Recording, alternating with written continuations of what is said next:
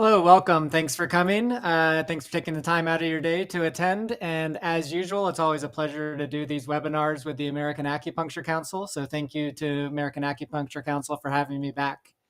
So you might be able to tell that I'm kneeling here. And that is because pretty soon I want to be standing and showing some Qigong movement. Hopefully, if you're at a place that you can get up and do it along with me, that'd be great. So better to be a little bit interactive with it than just standing and watching or sitting and watching. So feel free to get up. I'll try to orient the instruction around the idea that you're going to be taking part with me. But I do have a few things to cover first, and we'll look at a couple things anatomy specific for the low back that'll give us a little bit of focus when we go into the movement. So let's go to the PowerPoint, and then we'll go ahead and start that. So the picture here, the image is from 8 pieces of brocade. We're going to be looking at 4 of the 8 movements of 8 pieces of brocade. Each of these movements really could be quite good for the low back, but I picked 4 that are representative of certain concepts that I want to show. Maybe we'll get to 4 of those. Maybe we'll just get to 3 of them. We'll see how time goes. But I'd like to get to all 4 of these. So let's look at a couple things anatomy-wise first. So what we're going to focus on with the low back, it's a pretty comprehensive, pretty big region, lots of structures. I want to focus on a particular part of the thoracolumbar fascia. So thoracolumbar fascia, if you look at anatomy illustrations, that's that diamond-shaped structure that sits kind of in the low back, usually illustrated in white, which is a fascial structure. If you're doing dissection, it all kind of looks the same. But for illustrations, they kind of really highlight that kind of diamond-shaped thoracolumbar fascia, which looks like a sheet. Thoracolumbar fascia is an aponeurosis, which means it's a wide, flat tendon. But those illustrations don't quite highlight the multi-dimension, multi-layered quality of the thoracolumbar fascia. We want to zoom into a particular part of the thoracolumbar fascia called the lateral raphe. So let's look at that structure on this illustration. I have my pointer here. So I want to highlight this portion of the thoracolumbar fascia that sits over on top, superficial, maybe I could say posterior, to the erector spinae. So here's the erector spinae muscle group, part of the urinary bladder channel, as we start talking about the channels. So that layer of the thoracolumbar fascia is what you'd see in the illustrations. That diamond-shaped structure is what sits over the erector spinae. But there's another component of it that goes deep to the erector spinae between it and the quadratus lumborum. So there's names to all this. We don't have to get too hung up on that. That's the posterior lumbar fascia that sits on top of the erector spinae. It's the middle lumbar fascia that sits between the erector spinae and the quadratus lumborum. There's another layer that goes in front of, anterior to the quadratus lumborum. Some models talk about 3 layers of that thoracolumbar fascia. I think most of the direction it's going now is that more anterior layer is considered a different fascial layer. It's different embryologically. So I kind of like this 2-layer model of the one that's superficial to the erector spinae and between the erector spinae and the quadratus lumborum, very deeply integrated with both of those muscles. So the lateral raphe is that seam, that meeting point where those 2 layers come together. Or I guess if you're in a 3-layer model where those 3 layers come together, but we'll stay with the 2-layer model. So there's the lateral raphe. It's at that lateral edge of the quadratus lumborum in the erector spinae, deeply integrated with both of those muscles. If we follow that fascial structure going more around the body, that links up with the abdominal layers, especially the internal obliques and the transverse abdominis, wraps around to the front, forms another seam where those fascial layers come together. This is referred to as a semilunar line, just lateral to the rectus abdominis, part of the stomach sinew channel. So rectus abdominis, deeply integrated with the lateral raphe and deeply integrated with these 2 structures that are part and linked with the lateral raphe, urinary bladder sinew channel, the quadratus lumborum, part of the liver and kidney sinew channel. So a lot of channels going on. We'll come back to that and look at it. But I just want you to have an appreciation at this moment for how this lateral raphe communicates with a whole ton of structures in the low back. Sort of a pivotal point. It's like a lever that everything attaches to and kind of communicates through and helps coordinate movement, helps the body know when the quadratus lumborum contracts. The rectus abdominis knows that, and it can link its contraction, link its activity with it. So all of those structures can work together through the lateral raphe, through the mechanical pull of the lateral raphe. So we're going to look at movement to highlight that. But let's look at a quick video that'll show some palpation, some acupuncture ideas, some manual therapy ideas. So for those acupuncturists who are wanting to link maybe some prescriptive exercises for their patients with their acupuncture and manual therapy treatments, this will help with that.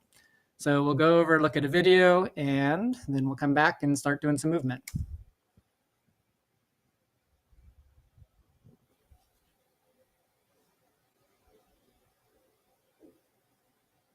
Palpation of the low back can be complex. One of the key unifying structures to consider with palpation is the thoracolumbar fascia, especially a region within it where the abdominal fascia wraps around and joins with the lateral raphe.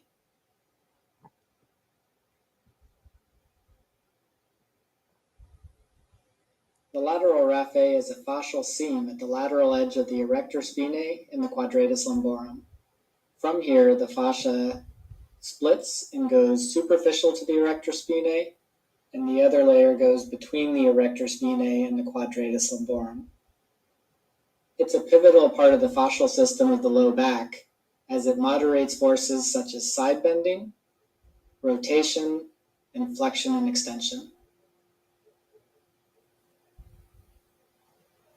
Start by finding the lateral edge of the iliocostalis lumborum. This will be your window into the lateral raphe. Press on the lateral edge of the iliocostalis lumborum towards the quadratus lumborum.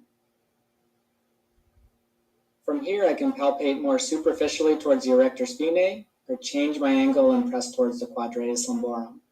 I'm looking for areas of maximum tension. I can press towards the 12th rib, or press down towards the iliac attachment, again looking for regions of maximum tension.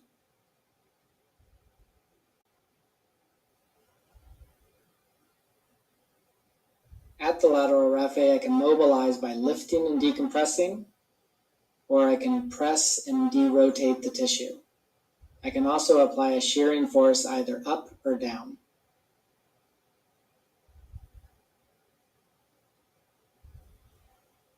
For acupuncture, I need to transition from my palpating hand to my needling hand.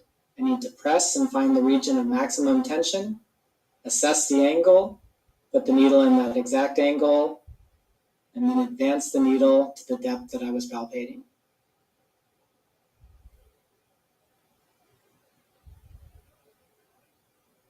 I can use a lifting and thrusting technique until I find the region right there where there is a fasciculation.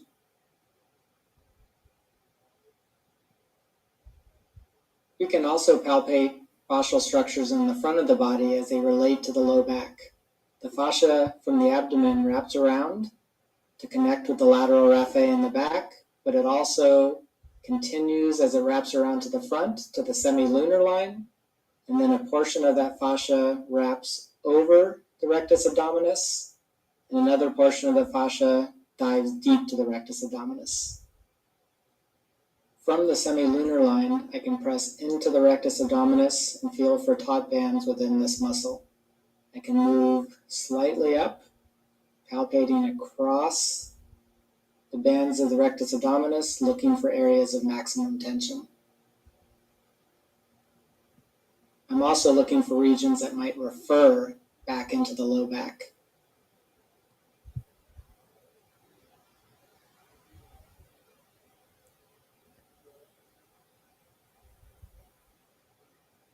From the semilunar line, I can press into the rectus abdominis, feeling for depth, transition from palpation to the needle, and then advance the needle in the same angle to the depth that I palpated, and there was a fasciculation. Due to its strong fascial connection, reducing tension at the rectus abdominis will translate to reduced tension in the back since the fascia wraps around and unites at the lateral raphe.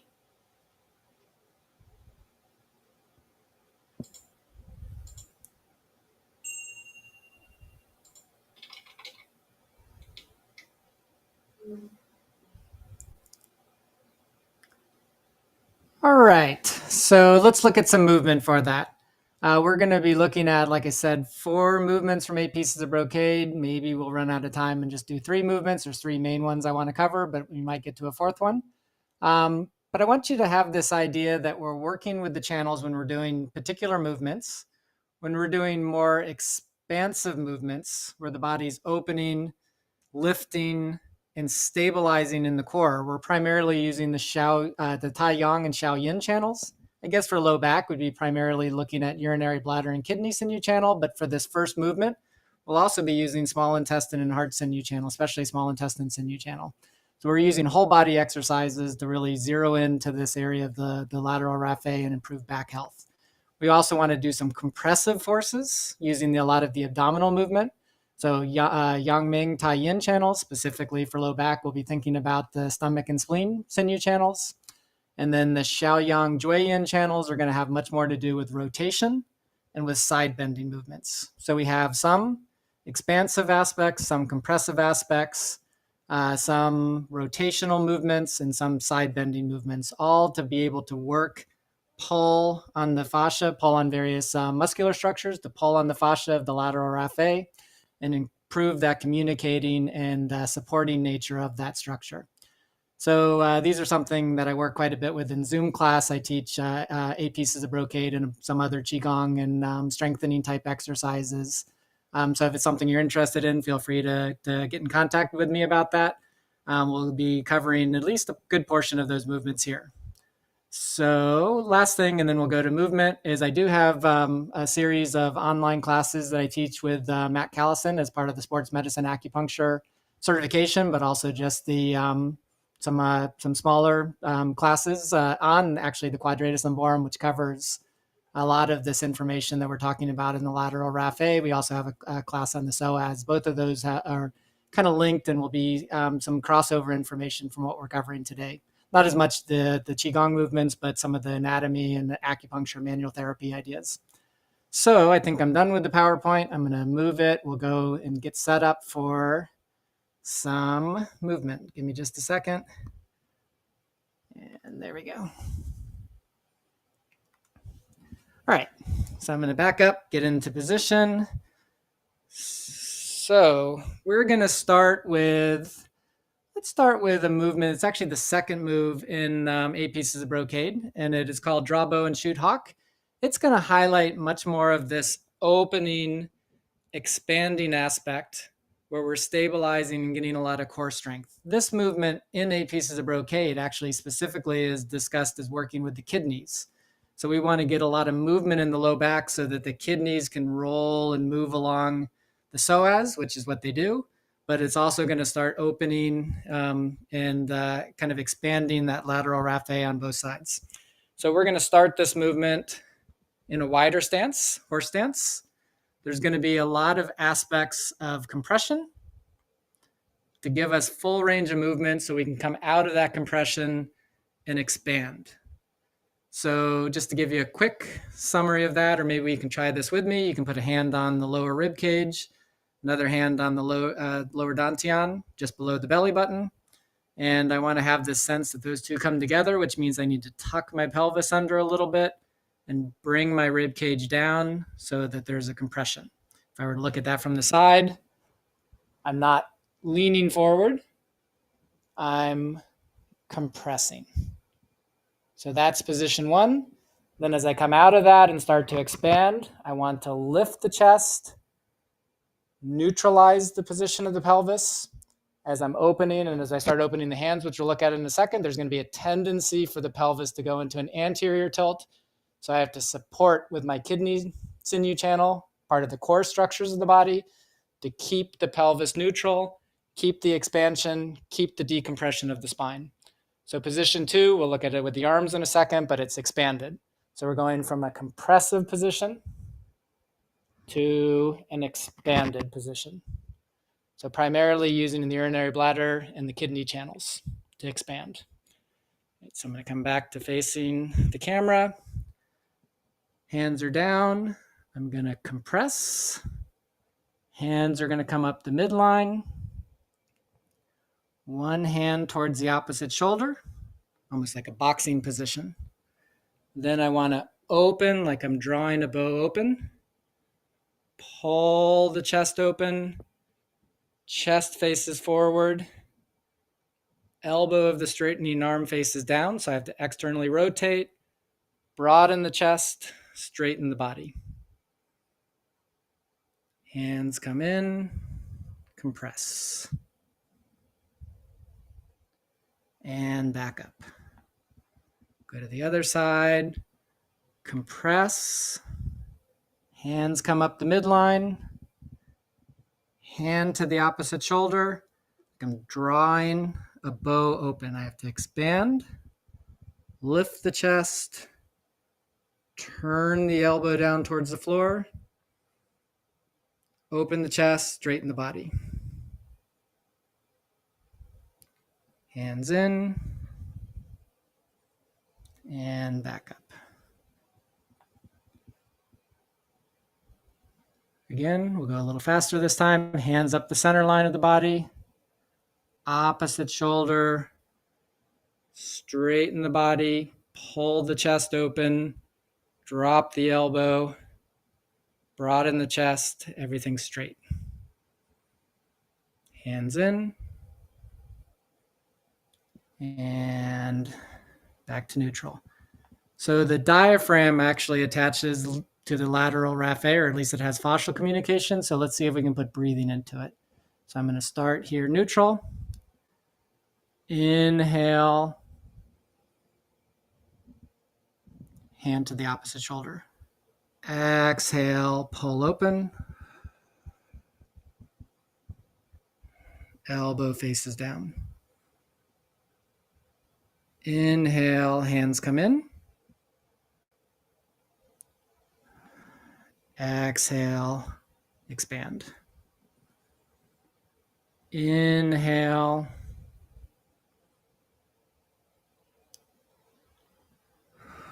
Exhale helps you create force. Open, expand, lift, chest open.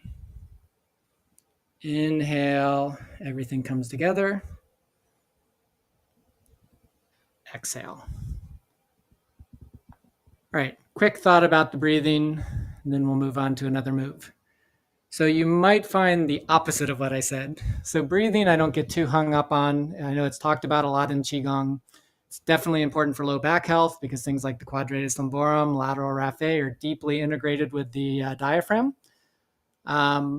Interestingly enough, in some places you can get your 12th rib removed, completely cosmetic, creates a streamlined waist. Some people go, I think you can get it done in Mexico, and not recommending it.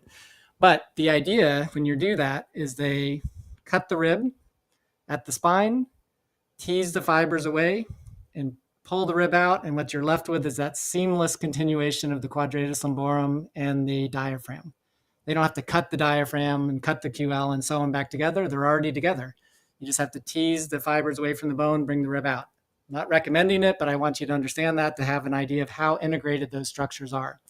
So breathing's important, but breathing's also really tied into our core. So if we don't have the tone in the transverse abdominis, maybe it feels odd to have that inhale when I'm compressing and that exhale as I'm expanding. So maybe you have the opposite, no problem. The idea that you're linking the breathing to the movement's good. Over time, you might find that it changes and you can have it more like I'm telling you in this particular demonstration, but the breathing can be flexible. So you want it to feel natural. All right, so draw bow and shoot hawk. We have that opening, expansion, everything's lifted, elbows down, so we're engaging at the shoulder, but we have a lot of movement in the low back to be able to work with the low back pain patients. Let's look at another move. This is the 6th move in 8 pieces of brocade. It's called turn head and sway tail. This one will have a lot of rotation in it. One of the key movements that we will have for a lot of people with low back pain, sacroiliac joint pain, just multiple types of low back pain, facets, trigger points in the quadratus lumborum, trigger points in the erector spinae, etc.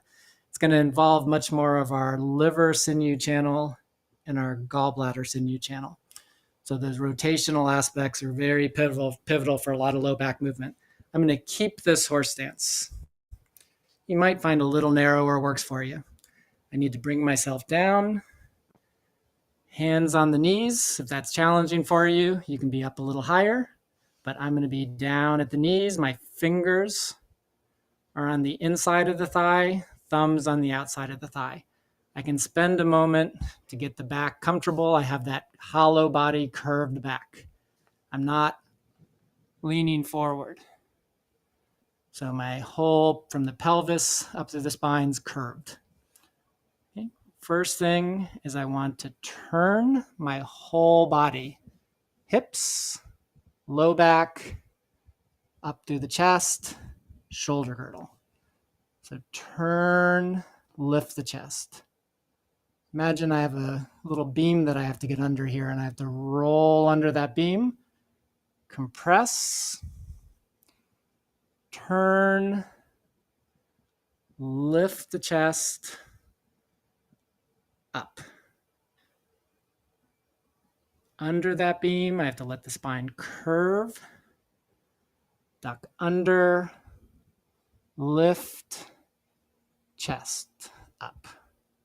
Common mistake is I'm just turning my shoulders and cranking the neck around. I want to turn at the hips. If I'm doing it correctly, I should feel one knee slide forward just a little bit.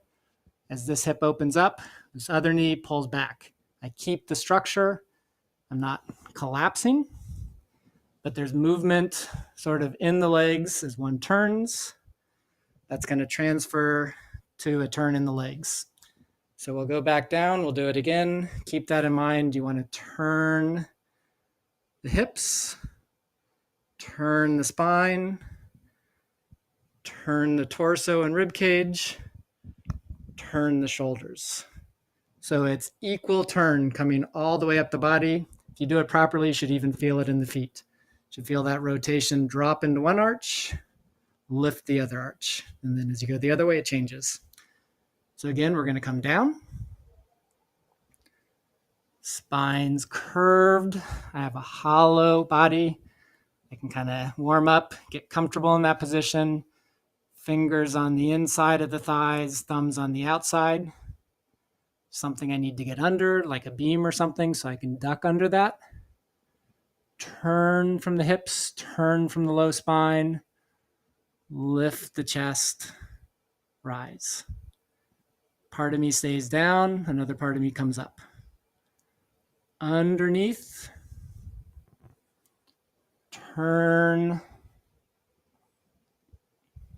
lift. Underneath, turn, lift.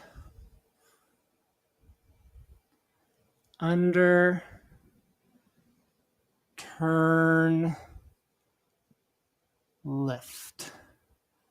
So this one in 8 Pieces of Brocade, they actually talk about working on the lungs, which it does also if you look at the upper body. You can talk about that another time.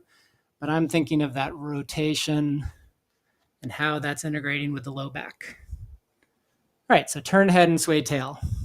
Challenge of that one is leg strength. You have to work on it to where you're comfortable in that position. But really, really an excellent move for low back problems. Next one, let's look at, this is actually the first move of 8 Pieces of Brocade. This is called Two Hands Lift the Heavens. We're not in a horse stance. We're going to be shoulder width stance. Hands are going to be overhead, so I'll be reaching up. So it'll give you an idea of where I'm going with that. Not much happens with the lower body. I can start with my hands out. This one works with the Sanjiao organ. So we're looking at triple burner, Sanjiao, but it also works quite a bit with the gallbladder sinew channel, as you'll see. So hands curve up. My whole spine is slightly hollow. Point the hands towards the ceiling. Lift the chest. Optional is I can come up on my toes. Fully stretch. Up. Hold for a second. There we go. And then back down. turn to the side or bend to the side. My chest faces forward.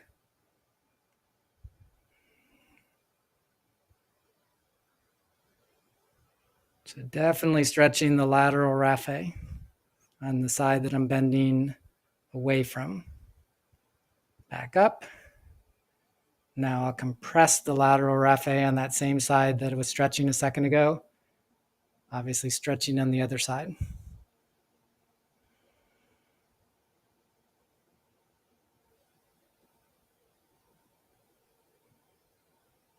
Back up. Chest relaxes. Spine bows. Chest rises. Okay, do it a few times, but let's look at where people tend to get a little off on this move. Sometimes if they don't have the flexibility to pull the chest back, to pull the shoulder blades back in particular, I should say, then when they go to rotate, they turn. So they turn what should be a side bend into flexion. Right, different move. I want to keep the chest facing forward in side bend. If I need to compromise the straight arm position, no problem. I can have my arms down. That might help me keep my arms open, my shoulder blades together. But I want to get up as high as I can comfortably without distorting the move. So you want nice, clean side bend, stretch, stretch, stretch, stretch, stretch. So it's like fabric being pulled. The minute you start going into flexion, then you lose that. Okay, so hands down. Exhale. Inhale, chest lifts. Keep the chest lifting. Exhale, fully stretch. You don't have to straighten the arms. That'll be individual. Then down.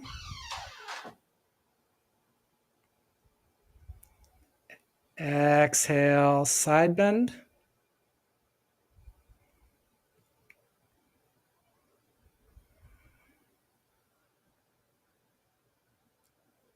Inhale, back to the center.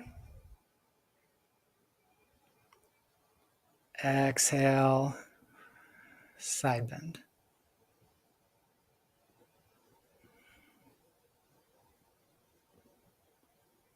Inhale, back to the center. Chest relaxes. And up. One more time. Inhale, compress, everything slightly curved. My hands are going up only because my chest is going up. Chest is rising. Chest is rising. Exhale, up on the toes. If you don't have the balance for that, no problem. You can skip that part. Inhale, back to the center. Chest open, neck relaxed. Exhale, side bend, stretching all the way through the hip to the feet. Inhale to the center. And exhale.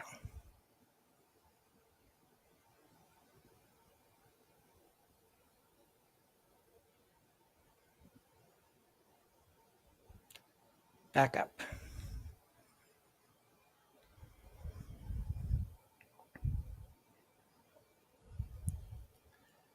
All right, so we had draw bow and shoot hawk, working a lot with the tissues, a lot of movement in the low back to work on the structures we're talking about, but there's also mobilization of the kidneys as we bend forward, straighten up. Those kidneys are able to rise and fall, and we get a nice little massage on the kidneys. Very important for back health. We had that turning one, turn head, sway tail, a lot of movement in our liver. also really deeply integrated with the low back, lateral raphe, quadratus lumborum. So there's a lot of rolling and moving of the liver. I guess we could say the other side, also the spleen. Not sure with webinars, sometimes you get a mirror image. So this is my left side spleen. This is my right side. I'm not sure if it's playing that way on your screen. So a lot of movement, mobilization of the liver. Side bending, we also get a lot of mobilization of the liver and spleen because the liver is able to rise up, the liver is able to come down. So lots of movements with structures that are deeply integrated with the low back. This next one really works a lot with the stomach. So this is separate heaven and earth. One hand down, one hand points up, my wrists are on the midline. I can only get up so far where my chest is up before I need to change. And I can change just by letting the hand turn towards the opposite side. This hand pushes down, this one turns a little bit, and back down. Chest bows slightly, spine curves, chest opens as my hands pass. Exhale, stretch. Inhale together. Exhale, open and stretch. Inhale and exhale. Okay, we'll do a couple more times, but I want to show something. So it's like a washing machine for the stomach. As one hand moves, I get this little kind of movement through the center to help mobilize and turn the stomach, integrated with the abdominals, integrated with the low back. So as the hand lifts a little bit more, that's going to pull the rib cage up. As the hand pushes down, that's going to push the rib cage down. So I get a little bit of side bend, but I'm not side bending, so to speak. It just pulls me into a little bit of a position of slight expansion on one side, closing on the other side. Then neutral. So don't side bend, but just let the rib cage move. So as I get farther up and I continue to stretch, I get that little bit of expansion on one side, a little bit of compression on the other side, and I'm able to move the lower rib cage, move the stomach, move the 12th rib, move the lateral raphe. Expands on one side, compresses on that same side as it starts to expand on the other side.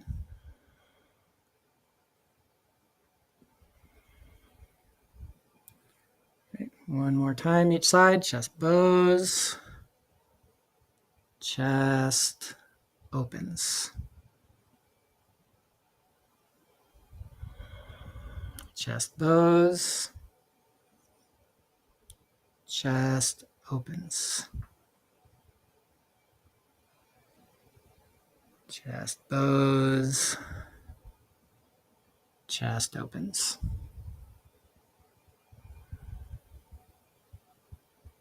All right, very nice. So all four of those exercises move the low back in a different way. None of them are extraordinarily stretchy. And, we stretch pretty decently on that two hands lift the heaven, the side bending, but they're mostly just moving. It's like a stretch, compress, stretch, compress, engaging structures, relaxing structures, engaging structures, relaxing structures. Those are the types of things that really help create a gentle mobilization of the low back in a way that really improves the flexibility, elasticity, and ability to stabilize for the fascial system, especially things like the lateral raphe that are so integrated with the front of the body, with the back of the body, with the core of the body, with the rib cage, and with the pelvis.